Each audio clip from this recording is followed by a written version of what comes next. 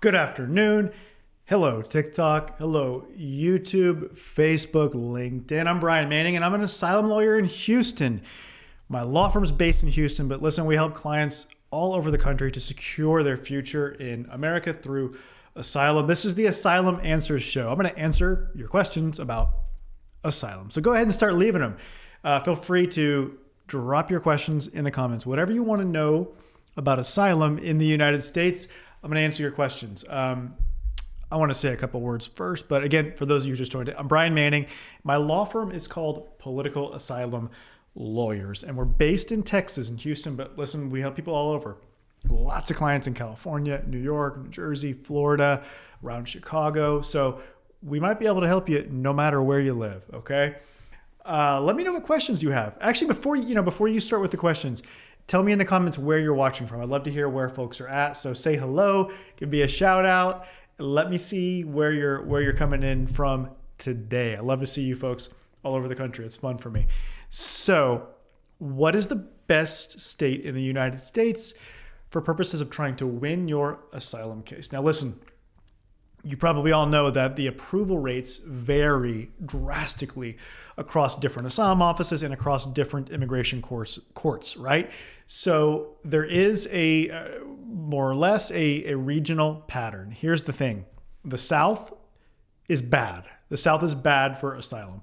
Texas, where we're based, where I live, and Florida, two of the biggest states for immigrants, right? Lots of the recent arrivals of asylum seekers have been going to Texas or Florida. Those states have among the lowest approval rates, both at the asylum offices in those states and in the immigration court. So in Houston, there's just one asylum, or in Texas, there's one asylum office. It's in Houston. In Florida, there's two. There's Miami, and there's a relatively new asylum office in Tampa Bay or Tampa called the Tampa Asylum Office. And they're bad for asylum seekers. They have very, very low approval rates compared to other places. The courts are very bad in these states as well. All right. So where is the best place to seek asylum in the United States if we're talking about the highest approval rates, right? California. Easy answer. The Golden State. That's where you want to be as an asylum seeker if you are interested in trying to give yourself the best possible chance to win your case. The odds are in your favor, the highest in California, okay?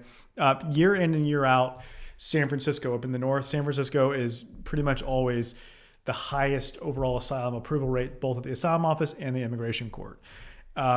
Los Angeles, farther south is good as well. It's not quite as high approval rates as San Francisco, but it's good. It's always among the top, 3 or 4 or 5 highest approval rates, both for the asylum office is usually in the top 3, the Los Angeles asylum office, and the Los Angeles, the main immigration court there is in the top usually 5 highest approval rates every year.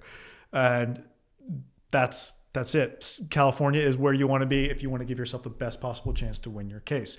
Quick word about New York. This is a tricky, interesting case with New York.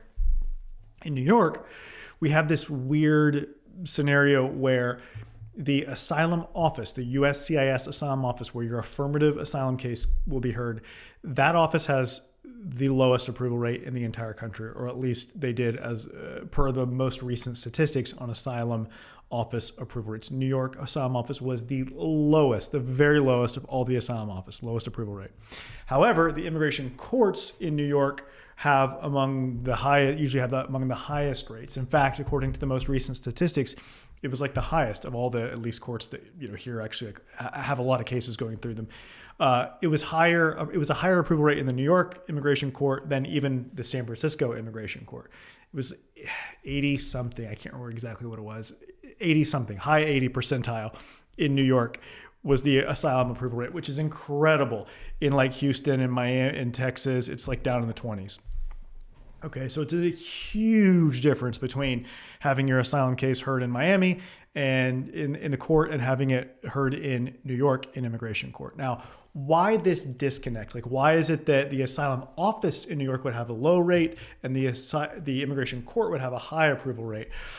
I don't know. My personal theory is that these asylum offices are especially subject to the personalities that lead them, subject to being influenced by the personalities, by the individual who leads them. So the director of the asylum office, what I'm saying is they have a lot of influence over decisions in the asylum office, over the culture that gets instilled among asylum officers that leads to more or less denials. And the director at that New York asylum office has been there for a very long time. And they have created this culture there that says no, that wants to deny people first. So I've thought long and hard about this, and I can't come up with any good explanation for why the immigration court in New York would have such a high approval rate and the asylum office the lowest approval rate in the entire country among asylum offices. So, all of this begs the question, right? Like, can you move to, or can you choose where your case is going to be heard? Well, you can't just say, oh, I want my case to be heard in San Francisco, or I want my court case to move to New York. It's not as simple as just doing that. But if you live within the jurisdiction of a certain asylum office or a certain immigration court, your case will be will be with that office or that court. Now, for the asylum office, for affirmative asylum cases, a case transfer happens automatically when you move from the jurisdiction of one asylum office over to the jurisdiction of another asylum office. You don't have to ask for it, and you don't have a choice. When they find out that you've moved, they automatically transfer the case. So if you move from Houston to Los Angeles, your case is going to be automatically transferred from the Houston asylum office to the Los Angeles asylum office. But in immigration court, it's a little bit different. In court, the transfer is not automatic after you move. Even after you inform the court of your new address, your case doesn't automatically get sent to the court near your new address. Rather, if you want it to be done, you need to ask the judge. You need to do a formal motion. It's called a motion to change venue. And you're basically asking the judge, the old judge, the one where your case was originally at, you're asking them, you're saying, hey, judge, I moved to this new place. Would you please be so kind as to move my case to transfer it to the new court where I live now? And usually they say yes. Sometimes they say no, like if it's a last minute thing right before an individual hearing, before the hearing at which you actually are supposed to be fighting your case. When you ask like a week or two or three before that hearing for a transfer, they might be suspicious and think that you're just trying to like stall and you don't want to go forward with your case and you're just trying to do this to stall. And so they might deny you because of that. But usually they approve the request to change the venue. So yeah, you can move. You can move from Miami to Chicago and increase your chances for success with your asylum case. All right. Now, I understand that it's not so easy for everyone. It's not just like you can just pick up and move your life at any moment you want for most people. A lot of people have family considerations. They've got job issues. They've got other things in life that are keeping them sort of, tied to a place, geographically speaking. But if you can manage it, then yeah, it may be worth actually moving to a place that is going to give you a better chance for asylum success. I mean, we're talking about your asylum case here. We're talking about something extremely important for your life, right? I mean, we're talking about your future, right? Your freedom, your safety, your security, and the life that you want to build in the United States. It's your future we're talking about here. So it's, in my opinion, it seems like it is worth it if you can make it happen. Yeah, to move to a place with a much higher approval rate than a place with a low approval rate. That's my thoughts. I'm Brian Manning, for those who joined recently, and my law firm is called Political Asylum Lawyers. All we do is asylum. That's all we do. We don't do family-based immigration. We don't do marriage-based green cards. We don't do investment or employment-based immigration. We do asylum. We do asylum all day, every day. That's what we do. So if you need your asylum problem solved, I think you should talk to us. In fact, I want you to go to this website, use this URL, winasylum.com, WINASYLUM.com.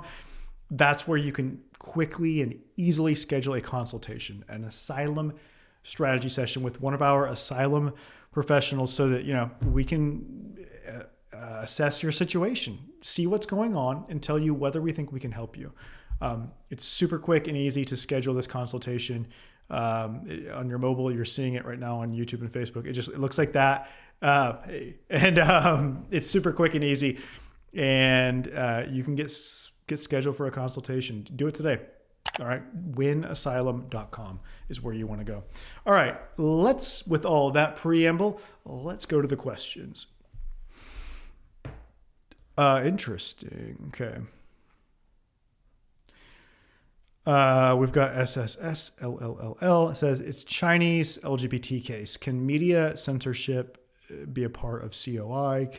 COI means country of origin information. Can social media cyber violence count as persecution? Do you mean like cyberbullying? Is that what you mean? Like someone being mean to you on social media? And then that's one part of the question. The other part was, can media censorship be part of COI? I'm not sure what you mean by that. Can you explain what you mean by can media censorship is part of COI?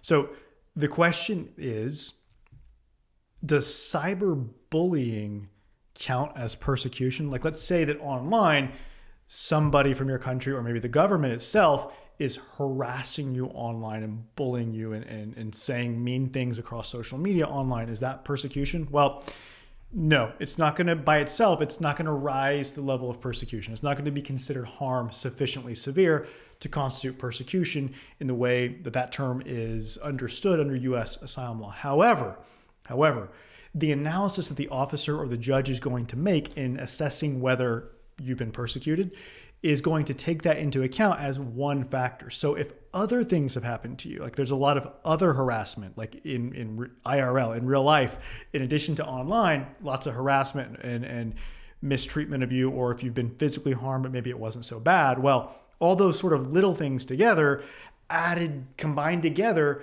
can get you across that persecution threshold. So it's relevant to your case, but by itself, no, it's not going to be enough to count as persecution. All right. What are the common reasons, if disclosed, behind denying a case in New York Asylum Office? Sarah, what do you mean if disclosed? Let me know what you mean by that. Sarah, you were on here the other day. Sarah, why have we not talked yet? Go to winasylum.com and schedule a consultation, Sarah, so we can see what's going on and see if we can help you. Okay. What do you mean by if disclosed behind denying a case? Like, whether they even tell you the reasons. All right, so I'll try to address it like that. Thanks, Sarah. So the question is, like, what are the common reasons for asylum denials by the asylum office? Well, there's kind of three main categories. One of them is if they think that you just don't meet the requirements, like you didn't establish that you're likely to be persecuted, or there's a reasonable possibility that you're going to be persecuted in the future on account of a protected ground, meaning you just didn't meet the substantive requirements for asylum. The second category is maybe you do meet all those requirements, but you're barred from asylum. There's a handful of rules that say if one of these applies in your case, you are barred. You don't get asylum, even though you meet all the general requirements for asylum, but you're barred from it. And then one of those would be like, for example, the 1 year filing deadline is a bar. Technically, it's a bar to even applying for asylum. That's an example of a bar, or like committing certain crimes can bar you from asylum. The third category is where they say, yeah, based on what you're telling us, if we believed you, then you would meet the requirements for asylum and you're not barred from asylum, but we don't believe you. It's a credibility denial. You get a negative credibility finding where usually this happens when there's inconsistencies in your case. And the officer says, oh, there was multiple inconsistencies in your case, therefore you're not credible, therefore you're denied. That's kind of the go-to, the preferred reason or excuse to deny a case for many asylum officers when the person really does qualify, but they just don't want to give them asylum because they just don't, or maybe they're anti-immigrant or whatever the reason is. They nitpick and try to find little inconsistencies and ding you on that and say, oh, you're not credible, therefore you're denied. Those are kind of the three main denial types. High quality massage gun, interesting, says, love your setup, Brian, very nice. You like my little YouTube studio here? Thank you. Yeah, I like it too. It's comfortable. It's a good place to be, to make videos from. In Ina Shepilgina, how do you, Ina? Как сказать? Ina asks, LA is the best city in the USA to win asylum? Is LA the best city? So thank you for the question. What's the best city in the United States to win asylum? There actually is a pretty clear-cut, straightforward answer here. Most questions that us immigration lawyers get, we have to reply with, well, it depends, blah, blah, blah, and give you some long-winded explanation that doesn't really answer your question. But I'm going to give you a straight answer. It's 2 words. if that counts as a word, San Francisco is the best city for asylum seekers. All right. The asylum office usually has the highest approval rate of all asylum offices. The immigration court there usually has among the top 2 or 3 approval rates of all immigration courts in the country. So yeah, San Francisco is the best place to seek asylum in America. That's the answer.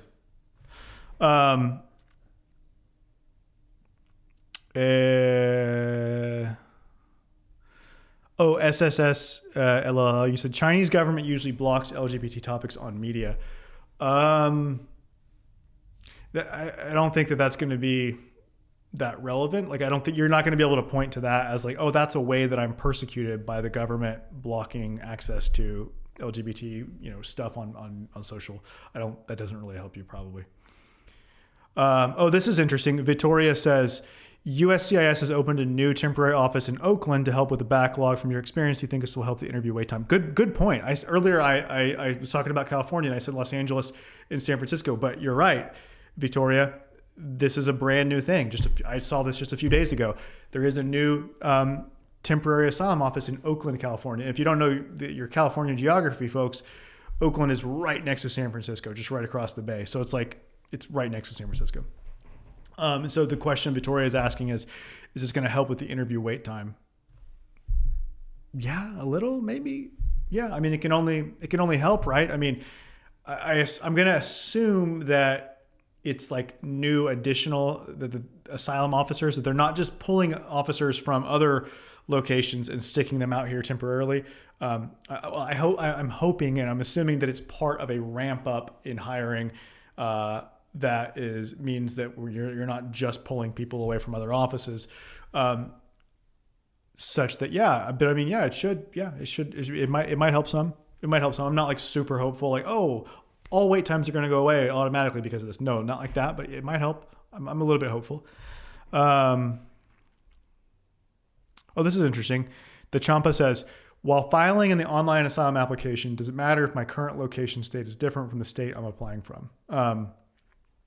Good question. Thank you, Champa. So the question is, when you go to apply for asylum online with USCIS, is it okay if you're actually filling it out and you actually hit submit from a different state in the United States than the one where you actually live? So let's say that you normally live in New York, and the information that you fill out in the asylum application form online says my address is, in New York, but you're on vacation or whatever in California and you're going to hit submit from California. Is that going to be a problem? Like, are they going to see the IP address or see that it was submitted from California and go like, oh, this is suspicious because they said they live in New York, but they submitted from California. Is that going to be a problem? No, I don't think it will. No, I've never heard of any problems related to this. I'm highly confident it will not be a problem. I would be fine going ahead and doing so if I were in your shoes. Hope that helps. You know what? We abandoned TikTok. But TikTok, by the way, if you want to get my best stuff, all my best trainings and tutorials, all my best stuff, all my best information that I think is really going to help you to increase your chances for asylum success, then you need to go to YouTube. That's where my best stuff is, quite simply. Facebook, LinkedIn, if you want to see trainings, tutorials, some really detailed stuff that I think is going to help you increase your chances for asylum success, go to YouTube and search for Political Asylum Lawyers. That's my law firm's name. It's also the name of our YouTube channel. So go to YouTube and search for Political Asylum Lawyers. And then if you want the really detailed trainings, go to the playlists. And under the playlist, there's one that says full-length trainings, full-length asylum trainings. That's where you're going to find some of it's really long, like 2 or 3 hours. Really detailed stuff that if you're really serious about improving your odds for success and doing whatever it takes to maximize your chances for success, go to YouTube, Political Asylum Lawyers YouTube channel. I'm Brian Manning. My law firm is called Political Asylum Lawyers, and we help people all over the country to secure their future in America through asylum. Okay. Go to winasylum.com, WINASYLUM.com, winasylum.com, WINASYLUM.com. That's where you can schedule a consultation. Right now, we're offering it for free. I used to charge, it was like almost $200, but right now it's free. Take advantage of that. I don't know. I honestly don't know whether we're going to keep it free or go back to charging it at some point, maybe soon. So Take advantage of the free consultation right now to speak with one of our asylum professionals. We're going to analyze your situation, tell you whether we think we can help you. If we think we can help you, we're going to tell you how. We're going to tell you like concrete steps we're going to take in your case. Because listen, most lawyers won't tell you that. They won't explain like the steps that they're going to take with you and to help you because they don't really do anything.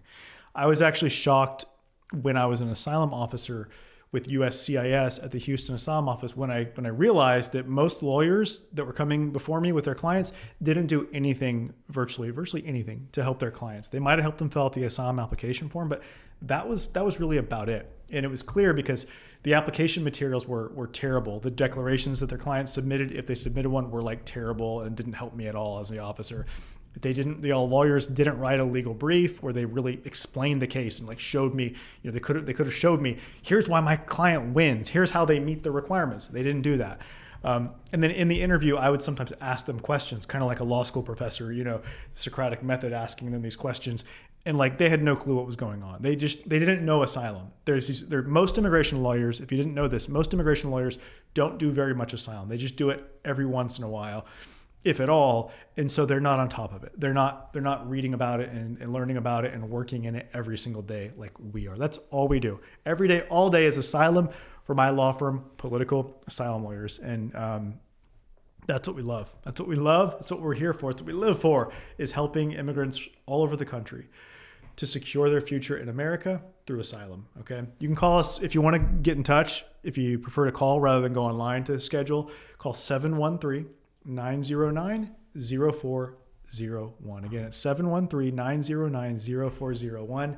That's how you can get set up with a consultation. All right. TikTok time. He said, if you want direct answers, go to YouTube Live. You're on TikTok. You're asking how to get me to answer your questions on TikTok. It's true. I answer more questions on YouTube than TikTok. All right, but let's go to TikTok. I don't want to ignore TikTok. All right, we got lots of questions on TikTok. From Seattle. Nice to see you, Lex from Seattle. Nice. Yeah, we have clients in Seattle. Minnesota. I love Minnesota. It's one of my favorite states. I went to law school in Minnesota, in the Twin Cities. I love it up there. New Jersey. Top Gyal is in New Jersey.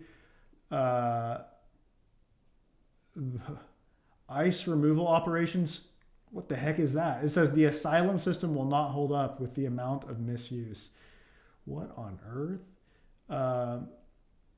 That's a fraudulent account. That's fake. I'm going to check that out. That's going to be interesting to look into.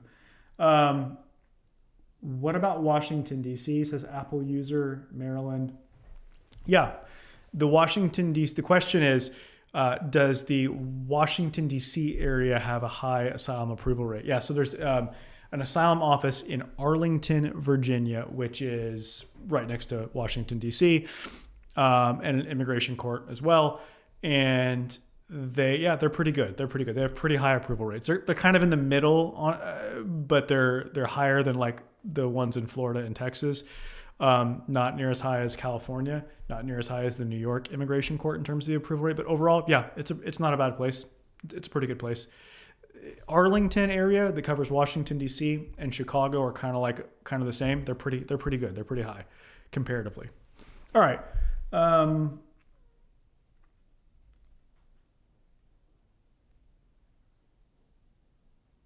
Nice.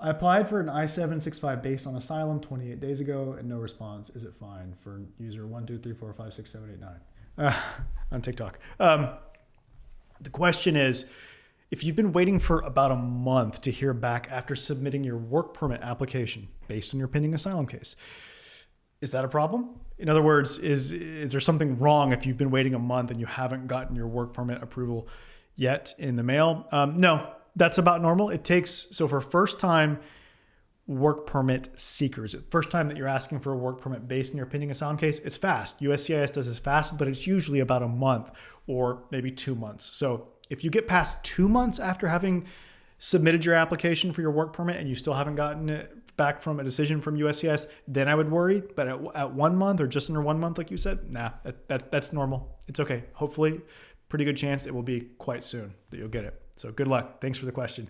All right.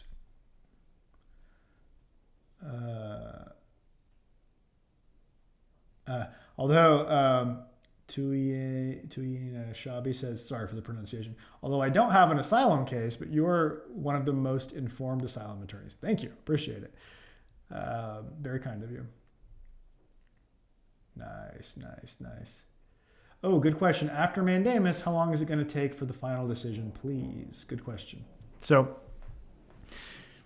thank you.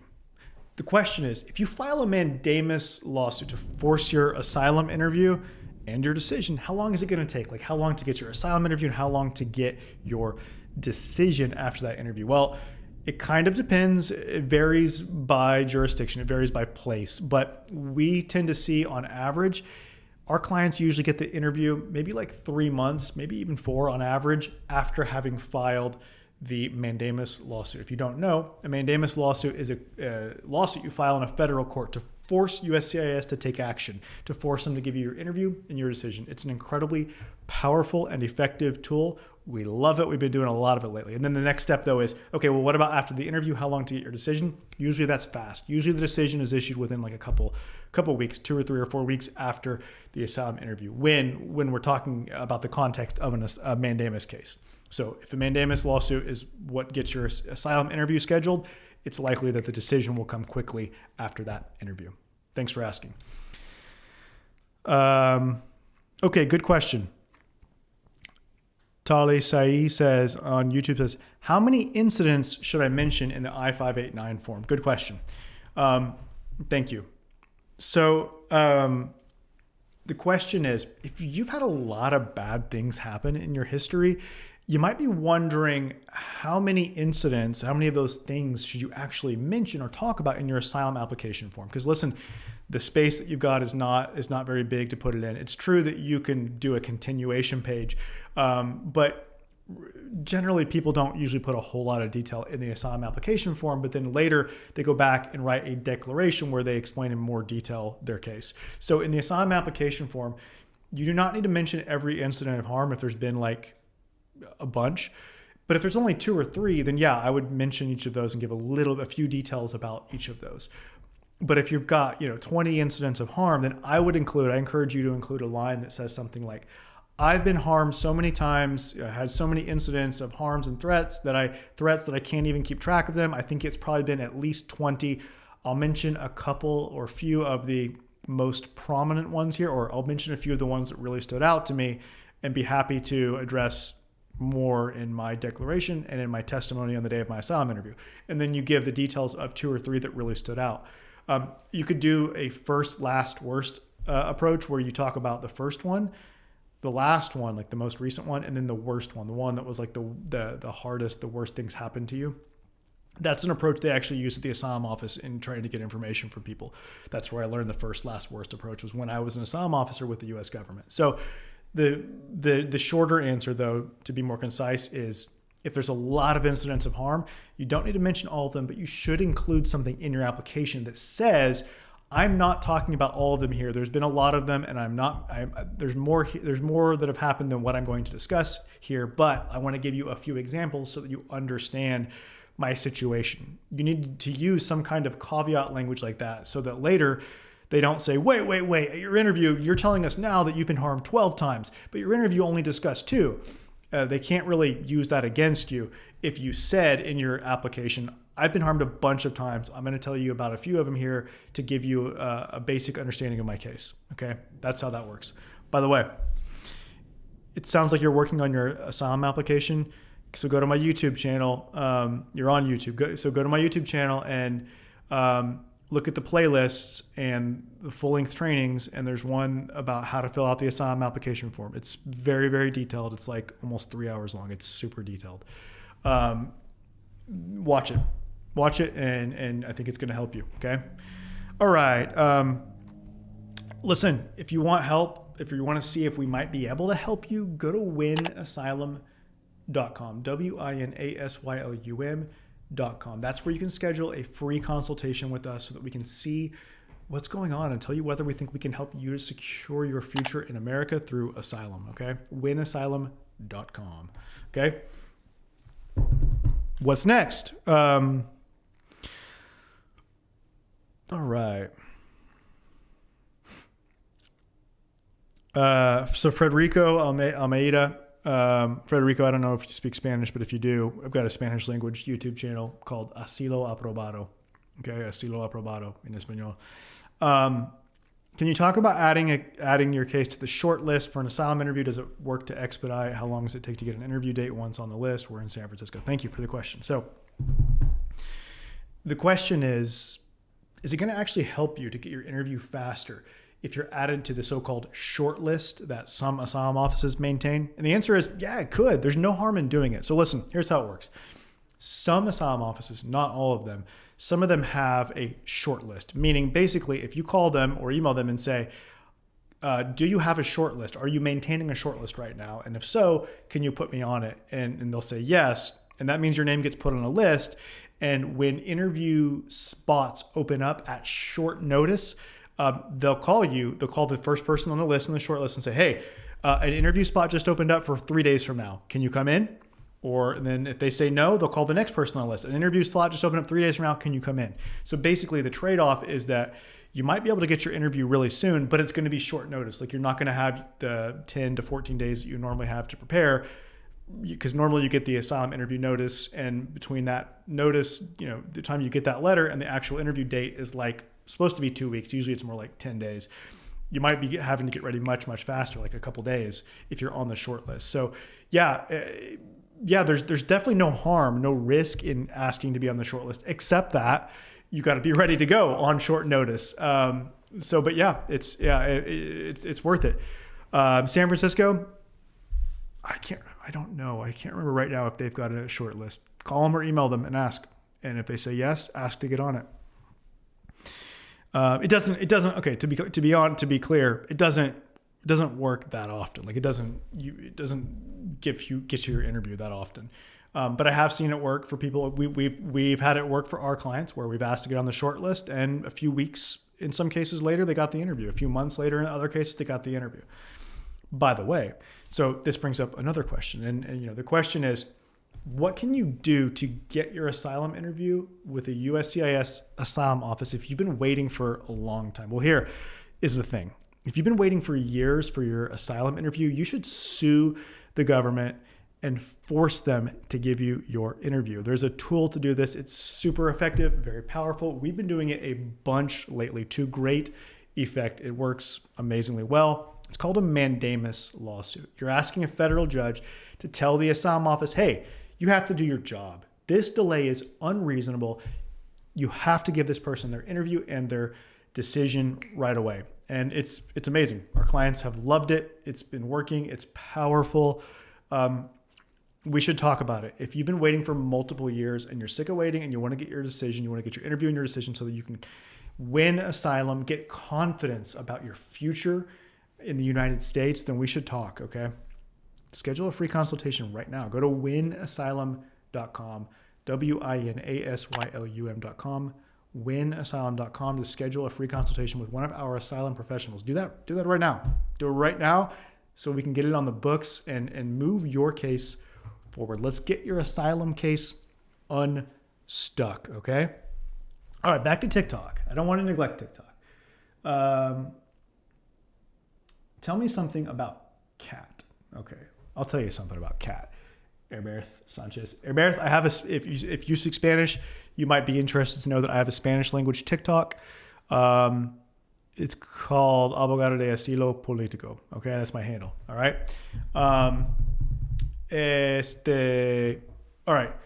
What is CAT? So the question is, what is CAT? C-A-T. Sounds kind of weird, right? Okay, so in the asylum context, CAT stands for Convention Against Torture. In immigration court, not at the asylum office, only in immigration court, if the judge decides that you don't qualify for asylum for certain reasons, but they are convinced that you're at real risk of being tortured by the government in your country or by other people, and the government would basically either support it and condone it or like turn a blind eye and just sort of, turn a blind eye.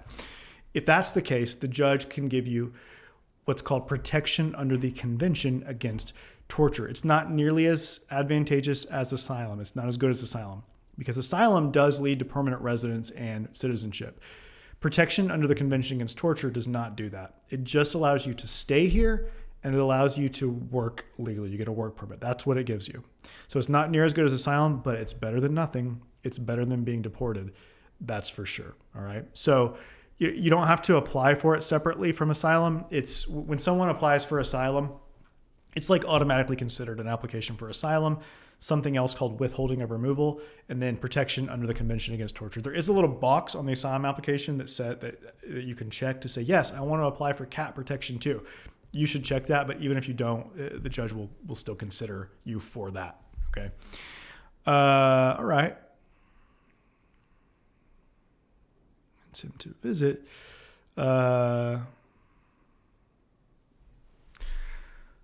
Okay. Vlad says, I'm American, 4-year online relationship with a gay Russian, seeking a B1 visa to convince him to visit and stay and claim asylum. Any problems with that? Can fear be due to social conditions and terror label? Thanks, Vlad. Spasibo большое. I don't know if you speak Russian as well, Vlad, but anyway, the question is this. Can someone come to the United States on a tourist visa and then claim asylum? That's the first part of the question. The answer is yes. Listen, it's not designed for that, right? A tourist visa is designed for you to come and do tourist type things or like visit family, things like that, or visit the country short term. It's not meant for people to come and claim asylum. However, it's not held against you in your asylum case. The fact that someone gets a tourist visa, even if you lie about it at your visa interview abroad, if you're like, oh, I'm going to Disneyland or I'm going to see my friends, and then as soon as you get here, the next day after you get here, you apply for asylum. It's clear that you lied to get it's pretty clear that you lied to get here, but that's not held against you in the asylum context. Okay, we understand the system understands that people have to do that sometimes to flee persecution, so it's okay in terms of asylum. All right. That's what you should know. Whether someone decides to express their fear of being harmed at the airport in the U.S. when they get here, or instead wait till they're through immigration already in the country, is a different issue to be considered. If you ask for asylum at the airport, you're going to be detained, at least for a while, at least a few hours, maybe multiple days, maybe weeks, maybe even longer. And then if they believe that you have like a real fear, then you are going to get released and get put in immigration court proceedings where the government's trying to deport you, but you get to apply for asylum as a defense to deportation. As where if you don't say anything at the airport about being afraid or wanting to seek asylum and you just go through and the next day or the next week or month, you apply for asylum, you won't be in deportation proceedings. You'll have an asylum interview at a USCIS asylum office. And then you get 2 chances. You get that asylum interview, and if you get a negative decision there, if you don't get asylum there, then you get put in deportation proceedings. Probably depends on some things, but probably get put in deportation proceedings and you get another chance there. So many people do find it preferable to not say anything about asylum at the airport, not say anything about being afraid at the airport. Instead, just go through and then apply for asylum with USCIS. That is the decision that many people make. All right. Oh, wow. Nice. Mohammed Nur Ahmed says, you're one of the reasons I win my asylum case. Even though it was complicated, I'm so grateful to you. I told you that before. Thank you. And again, thank you, Mohammed. Thank you for mentioning that. I appreciate it. It's very sweet of you to come on and say that. Very kind. Thank you. Mohit Kumar says, can I do a mandamus lawsuit when I've been waiting for my interview for 2 years? Thank you. So the question is, if you've been waiting for about 2 years for your asylum interview, can you file a mandamus lawsuit? Do you have a chance for success under this circumstance? I'm going to say no. I'm going to say you need to wait. This is a tricky area of the law and policy in terms of the timeline, how long you need to have waited to have a good chance for success with a mandamus lawsuit. And I'm going to tell you that right now, our policy is a minimum of 3 years.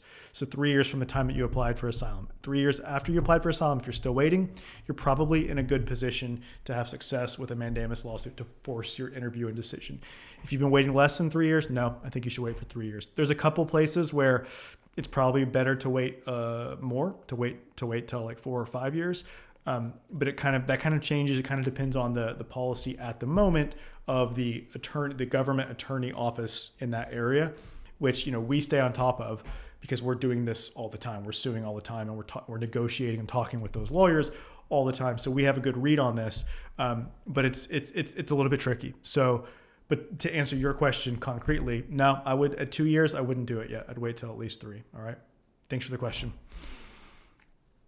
All right. Salazar says, I won asylum from the Houston Asylum Office last week. Should I apply for a green card right away?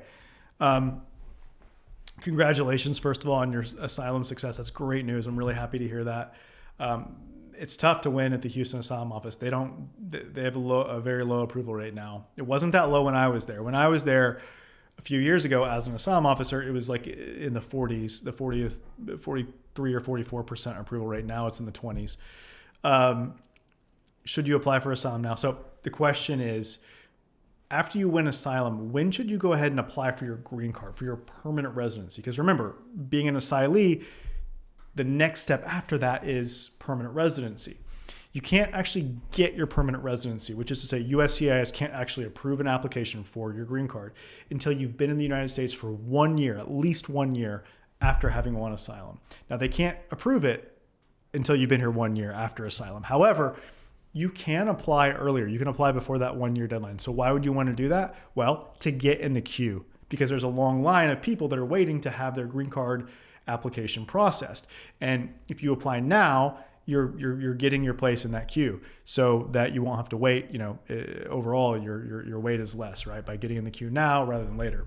So the downside is, or the risk is, that they could pick up your application and consider it before you've reached that 1 year mark, and they could deny you because of that, because they could say, oh, you don't qualify. You haven't been here a year, denied. In that case, what happens? Well, you lose your money that you paid, the application fee, the form fee, but that's about it. It doesn't mean you're not going to eventually get it. You just have to apply again after you've been here for a year. But because of the way the queue works, it's unlikely they're going to do that. It's unlikely they're going to pick it up and look at it and deny it before the 1 year mark. It's likely they're not going to look at it until after you've been here for a year. At that time, when they look at it, what they'll do is they'll say, oh, well, he applied before 1 year, she applied before 1 year. And so there obviously is not, in your application materials, there's not like proof that you've been physically present in the US for a year post-asylum grant, because you mailed the application, you filed it way before 1 year.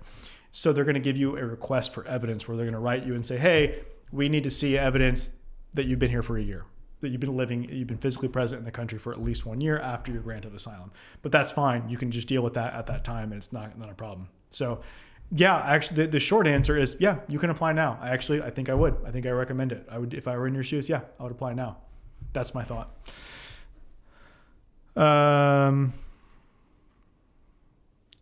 Is Georgia good for asylum? No. Low approval rates. Well, okay, let me rephrase that. The question is Georgia, the state of Georgia, a good place to be an asylum seeker in terms of the asylum approval rates in that state? And the answer, this one's a little bit complicated, because for asylum office cases, for people that have their case pending with USCIS, it's actually pretty good, because your case is going to be, if you live in Georgia, your case is going to be handled by the Arlington Asylum Office. That's an asylum office way up in the state of Virginia near Washington, D.C. They cover several states, including Georgia, and they have a pretty high approval rate. It's not in the top 3 highest, but it's pretty high. It's way higher than like in Florida and Texas. So it's pretty good. However, the immigration court in Georgia, like in Atlanta, has a very low approval rate. So if your process is with USCIS, you're in pretty good shape in Georgia. But if your process is with the immigration court, not so much. Low approval rates there. Hope that helps. All right. That's it. Got to call it for the day. But listen, real quick, go to winasylum.com so that we can talk about your case. I want to hear from you. I want to see what's going on and tell you whether I think we can help you, and if so, how we're going to do that. So go to winasylum.com, WINASYLUM.com, to schedule a free consultation with us, with one of our asylum professionals, so that we can see if we can help you secure your future in America through asylum. Again, I'm Brian Manning, and thank you for being here, and I would look forward to seeing you soon on another live asylum show. And as always, it truly is a pleasure to support you in your asylum journey. Thanks, guys. See you later. Talk to you later. All right. Bye, guys.